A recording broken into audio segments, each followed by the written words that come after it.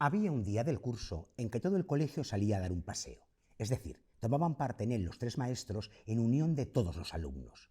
Solía ser una excursión agradable y todo el mundo la esperaba con gusto, olvidaba viejos rencores y actuaba con libertad. Para que se resintiera menos la disciplina, tenía lugar siempre antes de las vacaciones, cuando la indulgencia no resultaba perjudicial y realmente la gira parecía más una fiesta familiar que una actividad escolar, pues la señora Abrahams, la mujer del director, se reunía con ellos en el salón de té con algunas damas amigas y se mostraba hospitalaria y maternal. El señor Abrahams era un profesor de escuela preparatoria a la vieja usanza. No se preocupaba ni del trabajo ni de los juegos, pero alimentaba muy bien a los muchachos y vigilaba que no se comportaran mal. Dejaba el resto a los padres sin especular sobre lo que los padres le dejaban a él. Entre mutuas felicitaciones, los muchachos pasaban a un colegio de enseñanza secundaria rebosando salud pero retrasados, para recibir allí, sobre su carne indefensa, los primeros golpes de la vida. Podría decirse mucho sobre el menosprecio de la formación intelectual, pero los discípulos del señor Abrahams no solía irles mal y se transformaban en padres a su vez y en algunos casos le enviaban a sus hijos. El señor Reed, el ayudante más joven, era un profesor del mismo tipo, solo que más estúpido, mientras el señor Ducey, el decano, actuaba como un estimulante e impedía que todos se echaran a dormir. No resultaba muy agradable, pero sabían que era necesario.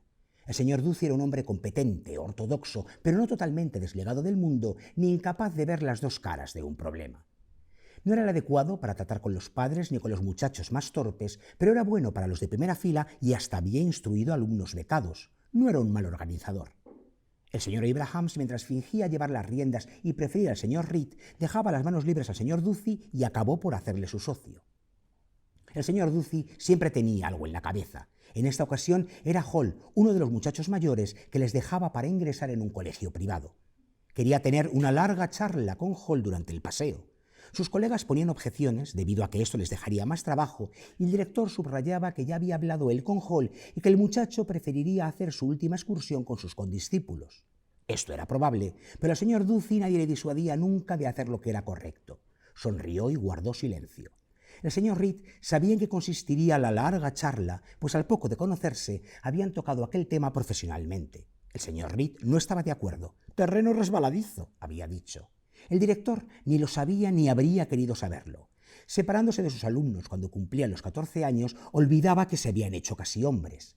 Le parecían una raza de seres pequeños pero completos, como los pigmeos de Nueva Guinea, mis muchachos. Y eran aún más fáciles de comprender que los pigmeos porque nunca se casaban y raras veces fallecían. Célibes e inmortales, la larga procesión pasaba ante él variando en su número de 25 a 40 por tanda. «Yo no veo ninguna utilidad en los libros de educación. Ya había muchachos mucho antes de que se pensara en ese asunto de la educación». El señor Ducey se sonreía, pues estaba empapado en evolucionismo.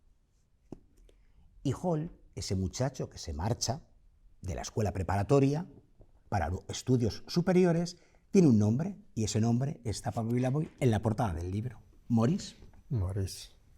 Todo un referente de la literatura por varios motivos.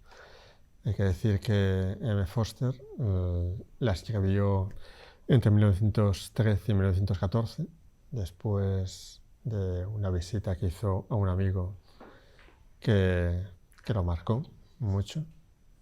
Quien tenga curiosidad que investigue, que es una anécdota muy curiosa. Y le dio varias revisiones a lo largo de los años, pero no se publicó hasta después de su muerte, en 1971. Él mismo, después de la segunda revisión que hizo del texto, dijo: publicable, pero vale la pena. Esa nota fue encontrada en su manuscrito, porque hay que recordar que, como en muchos otros países, pero en su país de origen, en Inglaterra, la homosexualidad estaba penada por ley, podías ir a prisión todavía cuando murió M. Foster. Esta novela algunos la tienen como un trabajo menor, otro como un trabajo de referencia de M. Foster. Me parece que es un M. Foster en plena forma, y una de las razones por las que tampoco se atrevió a dar el paso de publicarlo en su momento fue que, al igual que hizo en su día con seudónimo y una editorial pequeña, Patricia Highsmith, con su El precio de la sal, o ahora más conocida como Carol, él quería darle a uno de los protagonistas de la novela un final feliz. No quería condenarlo por el hecho de ser homosexual.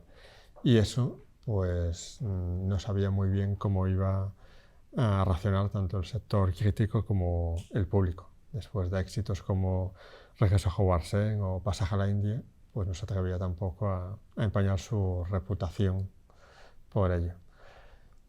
Muchos conocerán más la película de James Ivory, que se basó en la novela y que se rodó 16 años después de la publicación. Y creo que hoy en día tiene tanto la película como la novela un importante peso histórico por el contexto.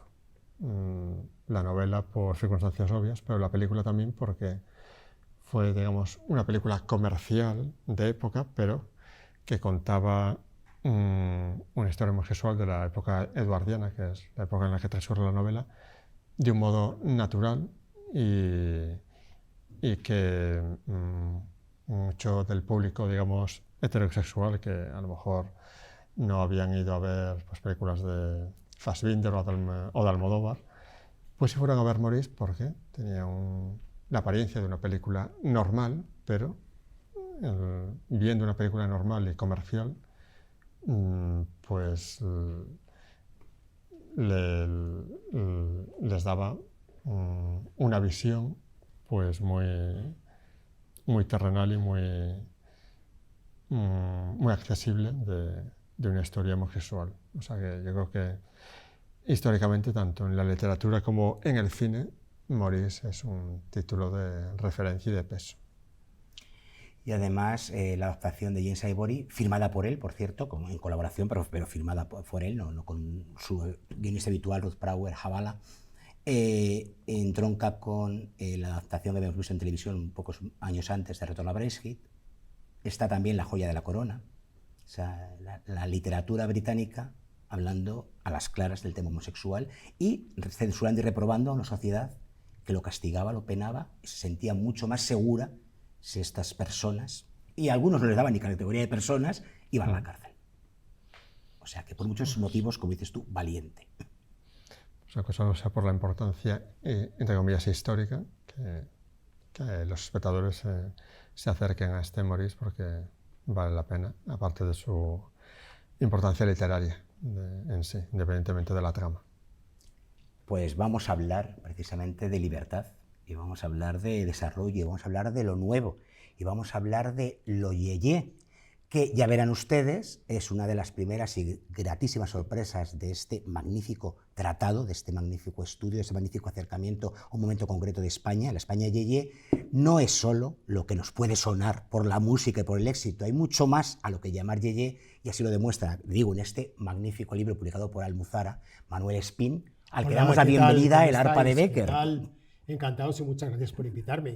La España yeye, que es mucho más que las músicas y las canciones, claro. Sí, porque claro, decir, hay que hablar, se habla de la política, se habla del contexto, se habla de la sociedad, pero se habla también de los cambios culturales porque son importantísimos. Imaginemos lo que es una España como aquella, de donde se venía, una sociedad reprimida en todos los sentidos, en la que por una apertura comercial, no una apertura política, sino comercial, mejoran las condiciones de vida y sobre todo llega una generación que tenía 20 años en 1960, que no habían vivido la guerra civil y que empezaban a tener una mejor comunicación con el exterior, con Francia, con Alemania, con Italia, con Estados Unidos, etc. Y entonces, claro, aquellas modas que aparecen, aquellos cambios sociales que estaban ahí, aquellas estéticas que no tienen nada que ver con las de la España que conocíamos, pues producen un choque y ahí está en el libro, es lo que se cuenta también. Sin ir más lejos, te lo cuentas, el famoso pabellón español de la Feria de Nueva York que rompe los moldes de la arquitectura del régimen. Claro, porque además es que como había necesidad de adecuar esas estéticas también a las que imperaban en una época como los 60, que era tan arrolladora, con tantos cambios, con tantas novedades, con las músicas, con las estéticas, pues para adecuarse a aquel contexto, se necesitaba romper también la estética y claro, en la Feria Mundial el pabellón español fue el más visitado porque era un contenedor en el que se incluía de todo. Estaba la pintura, estaba la pintura, estaba Velázquez y los grandes maestros del Prado, pero estaba Picasso. La primera vez que Picasso permitió que el franquismo pudiera exponer una obra suya. Pero también estaba el cine, el nuevo cine español, también estaba la gastronomía, también estaba la danza, que estaba Gades, que suponía ya un cambio con respecto a lo que habían sido estéticas anteriores, y la moda también. Y claro que la moda no era la moda esa tan anticuada que podemos ver de otras épocas, sino que eran la modernidad de la moda española de aquella época. Claro que sí. Para contextualizar el periodo que tú resumes maravillosamente y descubres para muchos en la España Yeye, hay que remontarse un poquito antes de la década de los 60, ¿verdad? Al año 1959, cuando Eisenhower, hay que decirlo, Manuel, pasa por aquí. Sí, pero de algún modo le viene muy bien al franquismo, pero viene muy bien para que los aires de libertad aparezcan, sí, ¿verdad? sobre todo es porque en el año 59 pasa algo que hoy tendríamos que analizarlo con perspectiva, porque sabemos las claves, pero mucha gente lo desconoce. Es decir, en el año 59, los años 50, España tenía una inflación altísima, una situación desastrosa de la economía, unas subidas de precios que las de ahora, con la guerra de Ucrania, nos darían risa por aquello. Unos índices negativos en todos los sentidos. Claro, en un momento dado no hay más remedio que engancharse a lo que era los crecimientos que se estaban produciendo en las sociedades occidentales, básicamente el mercado común, etc. Pero claro, el problema era, no se puede ingresar en el mercado común como en principio se querían, porque la España de Franco era una dictadura. Está claro en todos los sentidos, y por más intentos que se hicieran, Europa no iba a admitir esa presencia. Entonces lo que se hizo fue intentar engancharse a una especie de balón, a una especie de furgón de cola, una puerta trasera, a ver cómo se entra con un acuerdo comercial, de alguna manera que favoreciera la liberalización económica, sobre todo la comercial, y permitiera mejorar los intercambios. Y claro, de esa manera se consiguió pues que en muy poco tiempo el índice de inflación bajó, el PIB creció y sobre todo se produce algo que es importantísimo, como es que por vez primera, después de los 20 años terribles de una posguerra infinita que parecía que no podía tener fin, se empieza a mejorar los niveles de consumo. Es decir, que la generación de nuestros padres, digo, bueno, algunos más jóvenes, de los abuelos, pero bueno, pueden tener acceso, empiezan a poder comprar una lavadora, algunos un 600, una televisión, aunque todavía la televisión era algo elitista, pero a partir del 65... Se cantaba la televisión pronto llegará. Exactamente. A partir del 65 ya la televisión empieza a ser algo casi interclasista. Y a través de la televisión, a pesar de la fortísima censura, empiezan a llegar imágenes del exterior que rompían completamente con lo que era el color blanco y negro monocromático absoluto de la sociedad española. Que lo pone aquí en la portada, claro. Claro, por eso decimos en la portada del libro, se dice, en la España que pasa del blanco y negro al color sin dejar de ser una dictadura, porque no dejó de ser una dictadura. Hasta el último momento. Claro, hasta el último momento.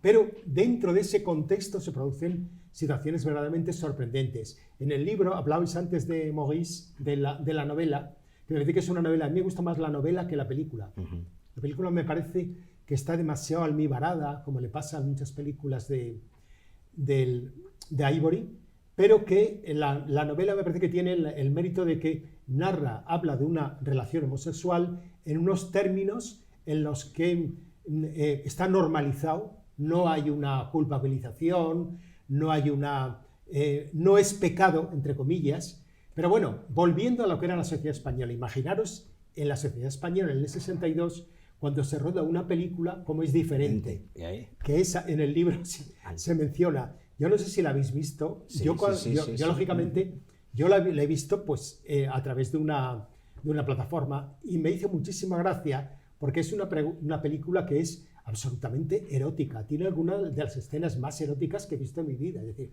hay una escena entre Alfredo Alaria y está ahí, y ¿cómo se llama? Y la chica llega, hay un plano, hay como unos 5 o 6 segundos que son verdaderamente, que son increíbles, es decir, cómo la censura no se dio cuenta de eso, es decir, un plano en el que aparece un albañil con una especie de martillo neumático y entonces una mirada absolutamente de deseo por parte de un personaje como es Alfredo Alaria. Plano corto de los bíceps del trabajador que está con el martillo neumático. Después, un plano corto de un timbre en el que con un agujero por medio se introduce un dedo. Y a continuación aparece una escena en la que llega el personaje de Alfredo Alaria, le abre una mujer absolutamente seductora, que es Mara Lasso. Yo no sé esa mujer cómo después no hizo más cine, porque es es una aparición verdaderamente, además, absolutamente erótica sin enseñar nada. Que empiezan a mirarse, hay un juego de miradas, un juego de deseo por parte de ella, se empiezan a mirar, ella se mira en el espejo, y entonces en un momento dado le pregunta si quiere beber algo, y dice, voy a ver si hay algo para beber. Se va ella a la cocina a buscar a verlo, cuando se lo va a enseñar a él, ve que ha desaparecido.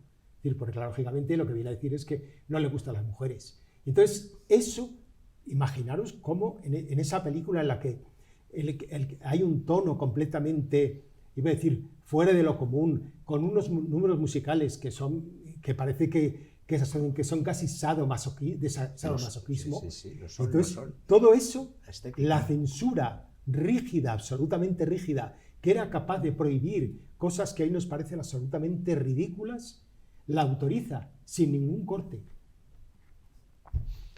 Es muy curioso porque hablabas de perspectiva, de ver esa época con perspectiva, y nosotros que hemos tratado con bastantes cantantes de esa época, se quejan precisamente de que las generaciones posteriores miraban esa irrupción de música alegre, de otros ritmos, como una mascarada del franquismo. Entonces, y que lo que en aquella época, pues, lo que tú decías era rupturista y era un cambio, se ha visto, ya te digo, dentro de la profesión, en este caso musical, como casi como unos aliados de la dictadura que colaboran en hacer una mascarada alegre cuando no era así la sociedad real. Es muy interesante lo que apuntas tú. Yo en el libro se destaca bastante. Se destaca, por ejemplo, por un caso como es el primer lanzamiento español de un grupo, entre comillas, industrial, que son los Brincos. El tema de los Brincos. Los Brincos son más que un grupo al que luego que aparecen en el 64, luego en el 66 aparecen los Bravos, que están dentro de otro contexto, pero el caso de los Brincos es muy curioso porque además por primera vez hay un grupo que intenta ser una especie de Beatles a la española, que tiene una estética, que tiene una música, que tiene una ropa, que tiene una manera de ser, un tratamiento musical, pero lo curioso es que surge a través de una discográfica que tiene una vinculación con el Opus. Y eso también es otro hecho bastante curioso, porque en aquella época se podía asociar a lo que era el Opus con un sentido de una cierta modernización en lo que eran la sociedad española. Hay que tener en cuenta que en ese momento el Opus controlaba agencias de publicidad, controlaba productoras de cine, discográficas, empresas que tenían empresas de comunicación, revistas que de alguna manera o de otra tenían una vinculación con personas que pertenecían al Opus. Y lo curioso es que hay una realidad que tú también lo apuntabas y en el libro también se destaca, como es qué es lo que pasa, por qué los partidos de la oposición, los sindicatos de la oposición, digamos los partidos y los sindicatos democráticos, no se ocupan de determinado tipo de contenidos. Yo digo contenidos, por ejemplo, la igualdad de género, en vez de que es fundamental. El tema LGTBI, que prácticamente es un tema que no lo consideran. Tampoco se fijan demasiado en lo que tiene que ver con el tema del medio ambiente, con el tema de lo que es algo. ¿Por qué? Pues porque estaban lógicamente centrados en lo que era la supervivencia. Es decir, bastante tenían con que no podían ni siquiera enseñar la cabeza porque digo que les pegaban el palo. Pero eso es curioso, porque eso lleva a una cosa, en que hasta la transición no se produce el acercamiento o el fundido, íbamos a decir, entre lo que era perspectivas de crítica, perspectivas de rebeldía o perspectivas de cambio que iban más allá de las estéticas, con lo que era la visión del rock. Porque es que hasta ese momento eran caminos completamente separados. A partir ya de la transición ya se produce esa mezcla, ese acercamiento. Y eso nos lleva a que en ese momento todavía, pues la única música que se aceptaba, o por lo menos que era bien vista, era la que tenía que ver con, sobre todo, los cantautores. Que claro, los cantautores aportaron mucho, pero musicalmente también, y yo no quiero generalizar porque los hay que sí han tenido una sensibilidad, pero musicalmente muchos de ellos tenían una base muy, lo que diríamos, muy poco elaborada, frente a lo que serían músicos muy importantes. Y nos encontramos con las auténticas rara avis. Y hay unas que yo siempre lo digo y que lo nombro, en el libro lo menciono, es decir, imaginaos lo que es Elia Fleta, una cantante que era hija de Miguel Fleta, que Miguel Fleta además murió justamente un poco antes en la guerra civil. Él era falangista, y entonces la hija, Elia Fleta, que canta en el 65 un disco excelente en catalán con Tete Montoliu. Y claro, aquello junta dos espacios completamente distintos. Pues de eso y de muchas más cosas se habla en el libro. Es decir, en el libro, aparte de todo, yo lo que he intentado es que no se cuente más de lo mismo, sino que haya muchísimas cosas nuevas y hay aportaciones nuevas y hay enfoques nuevos. Y sobre todo, la suerte que tenemos es que todavía podemos contar con supervivientes de aquella época que nos cuentan cosas muy interesantes y muy curiosas. Sí, por ejemplo, lo del tema del capítulo dedicado al tema de los Beatles en España, el tema de las actuaciones de los Beatles en Madrid y en Barcelona, los rodajes de películas en España, hablabais antes de películas, es decir, con todo lo que había detrás, lo que no siempre se ha contado o nos ha contado con amenidad, que también es una cosa que intento hacer. Totalmente, por eso además se disfruta tanto, porque habla de cosas que nos gustan, las artes en general, habla de cosas que tienen que interesarnos, porque como él decía, algunos ya asomábamos la cabeza, más o menos tímidamente, pero otros estaban allí, y si no eran nuestros padres, los hermanos mayores, nuestros abuelos, nuestras gentes. Entonces todo esto nos tiene que interesar y esto lo cuenta magníficamente y les hace el mejor homenaje posible Manuel Espín en este libro, La España Yeye, que como te digo, para mí es un tratado, pero un tratado de vida, que te agradezco muchísimo en nombre de gente que está aquí, aunque no la nombres, porque como te digo, he vivido con ellos. Pues yo te lo agradezco mucho y diría que el libro, por ejemplo, para mí me ha sorprendido muchísimo porque lleva 8 o 10 días a la venta y la editorial están alucinados porque dicen, oye, es un libro que está muy bien colocado en las tiendas, en las grandes superficies, diciendo, y van a tener que lanzarse a sacar una nueva edición porque el libro pues va muy bien, para mi propia sorpresa, porque yo soy siempre muy escéptico, pero bueno. Pues aquí está. Muchas gracias. Pues lo celebraremos y diremos yeye, que es lo que se lleva en ese momento, claro que sí. Gracias por tu visita, Manuel. Muchas gracias. Pablo Vilaboy, hoy el arpa, aunque quiera estar tranquila en el ángulo oscuro, incluso abandonada, va a tener que sonar a ritmos yeyes. No le queda otra. Sí, y vamos también con la familia Philip. Claro, hombre, claro, para nuestra siempre querida, añorada y llorada, pero que siempre estará en nuestro corazón, Carmen Sevilla, que decía en aquel momento, familia Philip, familia feliz, que por cierto, la foto la pueden encontrar por aquí y el vídeo lo encuentran en YouTube. Y el resto, si no lo tiro, vuelven ustedes a ver que es La España Yeye de Manuel Espín, este libro que no se pueden perder, porque muchos lo han vivido y porque otros tenemos que vivirlo y seguir recordándolo. Y nos marchamos para que el arpa toque el ritmo yeye en el ángulo oscuro, pero volvemos pronto. Muchas gracias.